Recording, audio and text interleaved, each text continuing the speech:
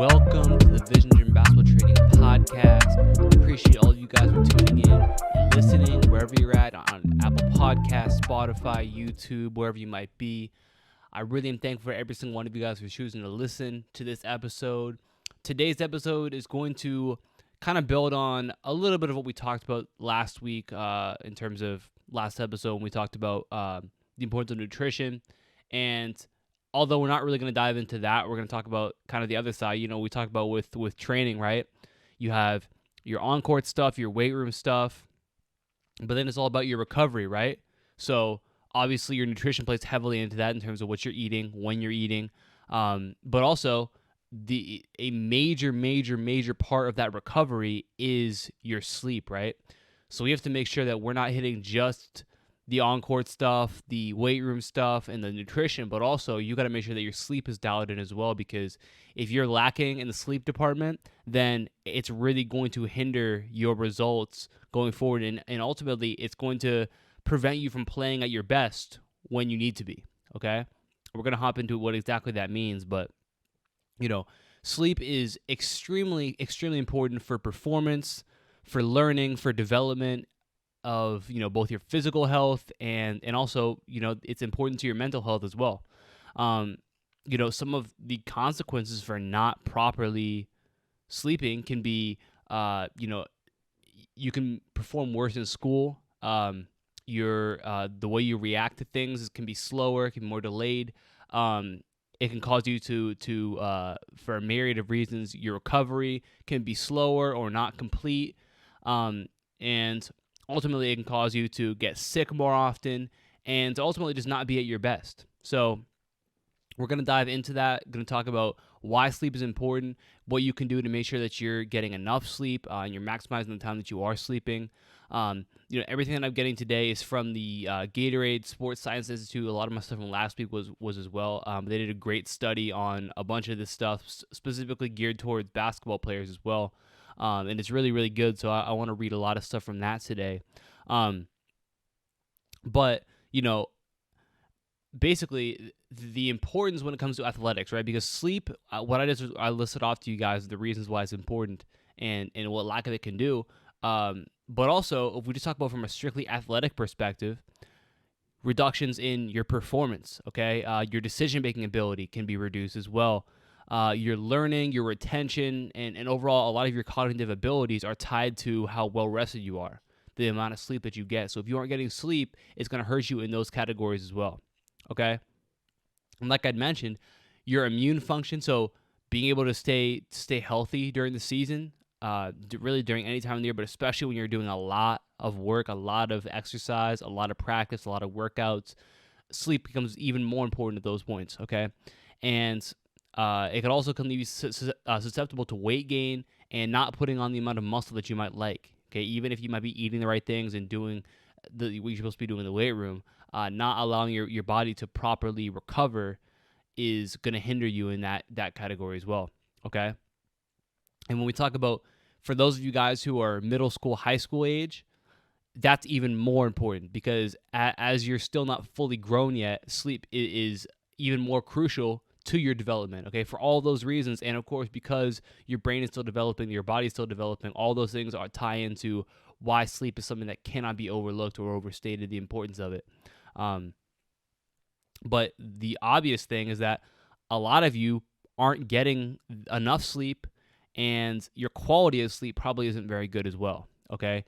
So we're going to look at some of the consequences of that, and more importantly, what you can do to put yourself in a better position to be at your best because of sleep, okay?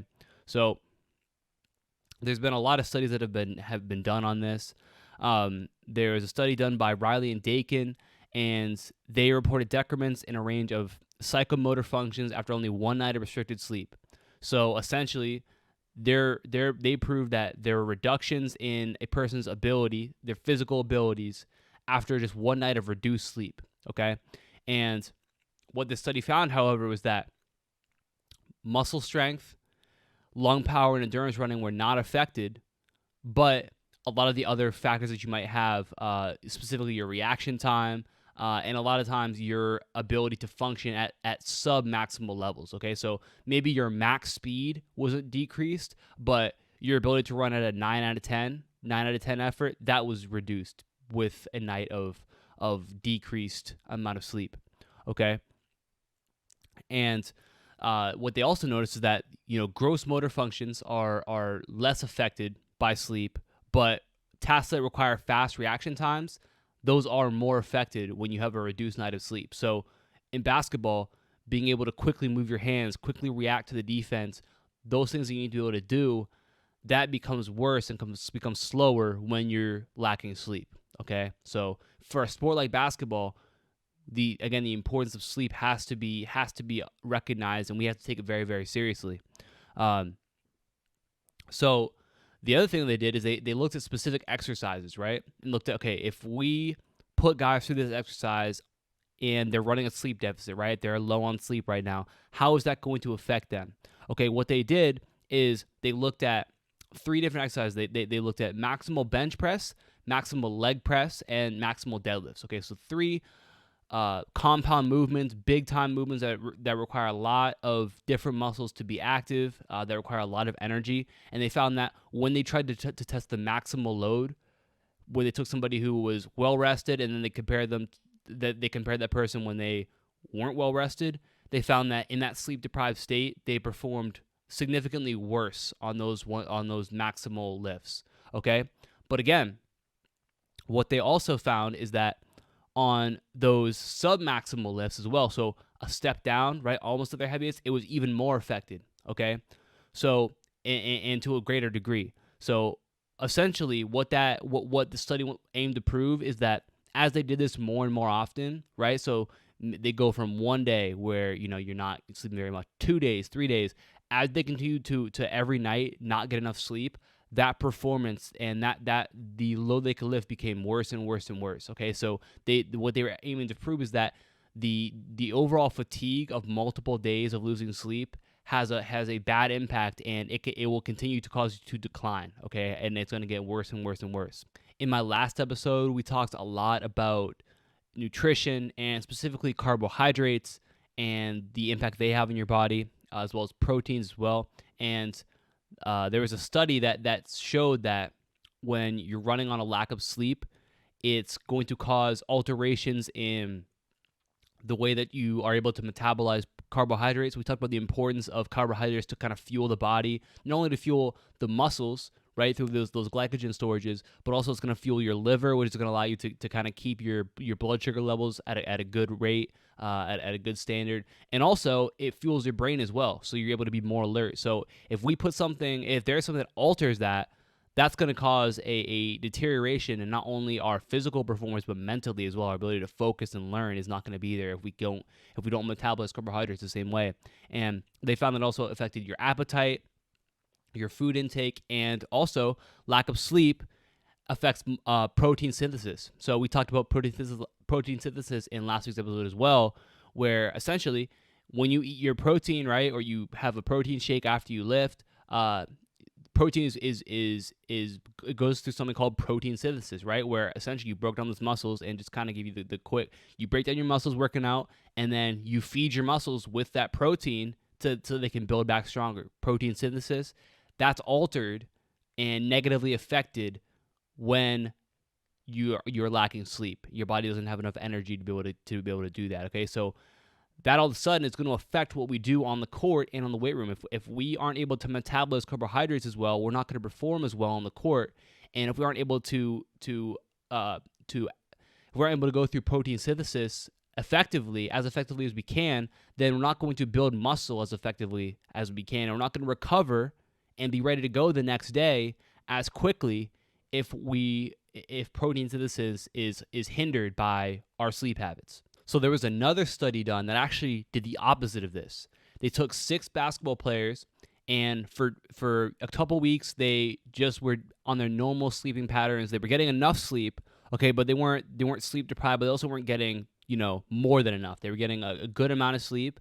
And then those 2 weeks after, they had those same 6 players get as much sleep as possible for those 2 weeks. And they found that when they allowed those players to get as much sleep as they wanted to, as they could, that their free throw shooting percentage went up, as well as their sprint times became faster as well. So what this essentially went to show is that increased sleep can significantly impact and improve your on-court performance. Okay, so again, that's illustrating that not only does losing sleep negatively affect you, but when you gain extra sleep, it actually positively affects you as well. So all of this comes from not changing how we eat, not changing how we train, not changing, what drills we're doing or exercises we're doing. All that entire change just goes back to how well are you sleeping? Are you getting enough sleep? And if you are, then it's going to put you in a position to be able to get. And if you are, it's going to put you in a position to be able to perform at your best. So the question always becomes, how much sleep do I need? And I think we need to start off by looking at how much sleep on average people get. According to a poll that was taken in the United States, the average self-reported sleep duration for healthy individuals is 6.8 hours on weekdays and 7.4 hours on weekends. Okay. And there have been some studies that have kind of taken that and compared it to what it looks like for elite level athletes.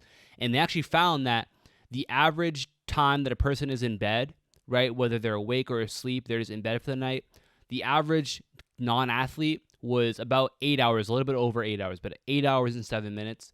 And for the average athlete, it was a little bit over 8.5 hours. So they were in bed for longer. But what they found was that it took the average athlete longer to fall asleep, and the overall the overall impact of their sleep was actually less than the non-athlete. Okay, it was called a lower sleep efficiency, where essentially they weren't getting the same quality sleep as the non-athlete was getting. Okay, so basically what this means is that athletes are having a tougher time falling asleep and staying asleep and getting good quality sleep. And there's a lot of reasons that could be, and it's actually been proven that is true for a lot of athletes. And this was actually taken in just normal training. This wasn't even around competition times. This was just in normal training part of the year. So think about the off season, right? Players are having issues sleeping, and it's the off season. Like, they don't have to worry about games or anything like that. It's just the off season, okay? And what they found is that a few of the reasons for this was, number one, if there was some sort of competition that you were worried about, that you were looking forward to, a lot of times that was enough to cause hindrances in falling asleep. And sometimes it could become, during normal training, just poor habits, whether that might mean that your time that you're training is setting you up to not sleep well, whether that means that you're taking giant naps throughout the day and so you couldn't fall asleep at night, whether it means you aren't eating as well as you could be, or you're drinking too much caffeine, whatever it might be, basically effects you get from your normal kind of training schedule was also a reason why this was. And also, a big thing now is the cell phones, right? Social media. It's been proven that the blue light on your phone is actually really, really bad for you when it comes to you trying to fall asleep. So, light from televisions, from your phones, from your computer, all those things can cause you to kind of throw off your circadian rhythm a little bit and not be able to fall asleep as quickly as you might want to be. Okay, so there is definitely a lack of sleep, and it's definitely an issue, not just among non-athletes, but especially with athletes, which you wouldn't really think. You think, guys are getting a lot of exercise, probably a little tired, but more tired. But when we talk about the amount of sleep that you should be getting every night, typically the literature that's out there would recommend about 9 hours of sleep is a good target to get. Okay, especially for those of you guys in middle school, high school, even guys who my age, college age, probably a really good idea to be getting around that 9 hours of sleep per night if you want to be at your best every single day. And the research shows that in studies that they've done, the average person between 12 and 18, probably a little bit older than that as well, is about 7.5 to 8.5 hours per night. So most people aren't getting that 9 hours of sleep that would be ideal. Okay, and again, understandably, there's a lot of things that go on, but that 9 hours, right, where we talked about how that can be the difference between you being able to perform at your best and you being slightly worse. That's where that sweet spot right there is, about nine plus hours really. The average amount that when they took adolescents, so the average 12 to 18-year-old, they found that they slept for about 9 hours and 15 minutes, so about 9.25 hours per night when they were allowed to sleep as long as they wanted to. And while there's obviously going to be some individual differences, individual preferences, it's pretty clear that just looking on those average numbers at 7.5 to 8.5, a lot of people aren't getting the required amount of sleep that they probably should have. One thing that I recommend to you guys is you check out a sleep app.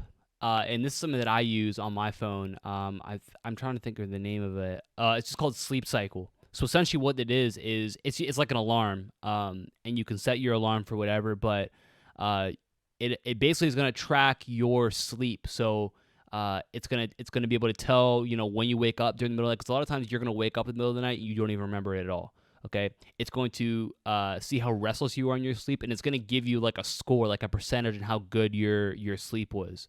Okay, so if you only slept for 5.5 hours, it's going to be able to tell you, okay, because it's going to know when you woke up, it's going to know when you first fell asleep, and then when you got to wake up. So you might thought, I went to bed at 10 and I woke up at 7. That's 9 hours. But maybe you didn't fall asleep till 11, and maybe you woke up a bunch of times. Maybe you only ended up sleeping for 6 hours and 45 minutes, right? Where you're like, oh wow, like I thought I slept for way longer than that. That's kind of an extreme example, but maybe you think, okay, you know what? I feel like I get 9 hours every night, and then you go for a week and you realize, I'm only getting like 7.5 hours every night.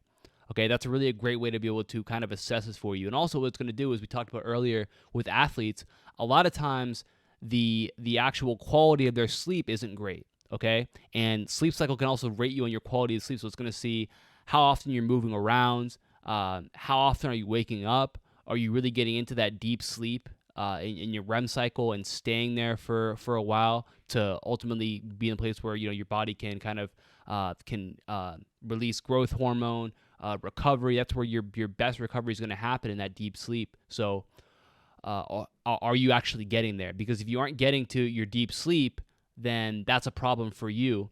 And kind of another thing that they talk about when we talk about the 9 hours, right? So you think, where did that 9 hours come from? But it's also shown that with sleep, you go through cycles, okay? So you're at parts of the cycles, you're going to be a little bit lighter as a sleeper. You're going to be a little bit, deeper in your sleep. That's why, like, if you go and you take a nap, right? You come home from school, you take a nap, and you get woken up at the wrong time, you just feel so tired, right? You feel like, oh my gosh, I can't, like, I feel more tired than when I got home, okay? And that's because someone would have woken you up while you're in your deep sleep. Right? If someone wakes you up and you're in that lighter part of your sleep, it's going to be a lot easier for you to kind of get up and go. Okay, so these cycles typically last about an hour and a half, and the experts essentially recommend about 5 to 6 cycles per night at least. So that would be about 7.5 to 9 hours of sleep if we go on that hour and a half cycle. Okay, and what this is going to allow you to do is get into that deep sleep state enough that you can get all of your recovery. Your body can do all it needs to do, and then you wake up and you're ready to go at 100% the next day. Okay, and so what the Sleep Cycle app can do is it will tell you if you're actually getting to that deep sleep part. Okay, or if you keep waking up when you're in your lighter part of your sleep, and you got to go back and get back to that point, and then you only got deep sleep 3 times last night, right? So maybe that is why you feel kind of tired, or you feel like you aren't performing at your best. Okay, so that's a great way for you to be able to track that. The app is called Sleep Cycle. I'm not sure if it's a paid app anymore because I got it back when I was in high school, and I still have it now. So I think they do have a free version, but I'm sure if you look around, you'll find something that's going to be similar to that. If that's not, or if you want to dish out whatever the $2 or $3 it is, I think it's well worth it just to be able to, again, maximize your performance. But highly recommend you guys do something like that just to kind of see where you're at. And also, just being able to see the numbers, it's going to make you want to have better habits. You're going to say, you know what, like I feel like I want to wake up and see, hey, yeah, you know what, my sleep was really, really good last night. I want to see that this past week I slept for an average of 9 hours a day, right? Or I slept for 8, at least, somewhere in that 7.5 to 9 hours, okay?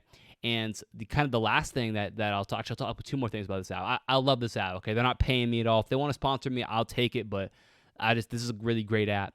And but essentially, what it can do is it will there's another part of it. And actually, I think this might be. Hold on, let me see if I can find it. Yeah. So essentially, you can set your alarm in the morning to wake you up in a certain range, right? So let's say you set your range to be between 6 and 6:30. Okay, it's gonna wake you up during that time period whenever you're in your lightest part of sleep. So when you start to move around a little bit, it's gonna sense like they're in lighter part of sleep, and then it's gonna wake you up. So it's gonna catch you at your lighter part of sleep, meaning that it's not gonna hit you when you're in your deep sleep, and then you're gonna wake up and you're gonna feel just dead because you were just in deep sleep and now you're not. It's gonna wake you up when you're lighter, when you're almost about to wake up naturally. Then it's gonna get you, and you're gonna feel much, much, much better. Okay, so that's another great feature this app has. You can kind of customize that time too. If you want it to be between 6 and 7 o'clock, you can do that. If you want it to be between 7:15 and 7:30, you can do that. Whatever you want to do. But it's a really great part of that app. And then, kind of to add on to that, napping has been proven to be a big part of sleep as well, especially for athletes, right? Because you might wake up in the morning and you might have a workout at 6 a.m. and then you might go to school after that, and then you might have a practice, and then you have to do, you get home at 6, then, you got to do your homework. Maybe you watch a little basketball on TV, you watch the NBA Finals, and then you go to bed. All of a sudden it's 11:30. You got to work out at 6, so you got to get up at 5 the next day. So now you're sleeping for 5.5 hours, right? Which obviously is not what we want to do. But what we can do to kind of, again, ideally we're going to get that 9 hours, but if we can't get it, taking naps during the day is also shown to be very, very helpful. And what they did is they took a group of sleep-deprived athletes, right? And I believe they had slept for 4 hours that night, so very, very sleep-deprived. And they had them all testing, going through their, different, sprinting especially. And with these sprints, they had everybody go, and they split up the two groups. They had one group that just kind of waited a little bit, and they had the other group take a 20-minute nap, okay? And after they retested everybody's sprints, they found that the group that took that 20-minute nap actually performed better on their sprints, and the other group didn't see any changes, okay? So that a nap throughout the day, even if it's only for 20 minutes, is something that can be very, very helpful. And actually, there's another app that goes along with. Let me see if I still have this on my phone. I haven't used this one in a while. I do still have it, but it's called Power Nap. And essentially what this does is it allows you to take a nap for a certain amount of time, right? So basically what it gives you like 3 different options in terms of how long to take naps for. There's essentially like your quick little power nap, which is going to be about 15 or 20 minutes. And this is going to be like, okay, if you want to take a nap, you're going to wake up and you're going to feel energized, then this is the one to take, right? I'm sure a lot of you guys have experienced that, where you take a quick nap, a quick 10, 15-minute nap, and you wake up and you just feel way more energized, even if it wasn't all that long.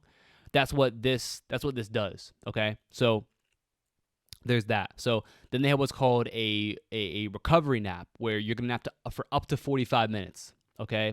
And this is going to allow you to get a little bit more sleep, but not get into that deep stage yet, okay?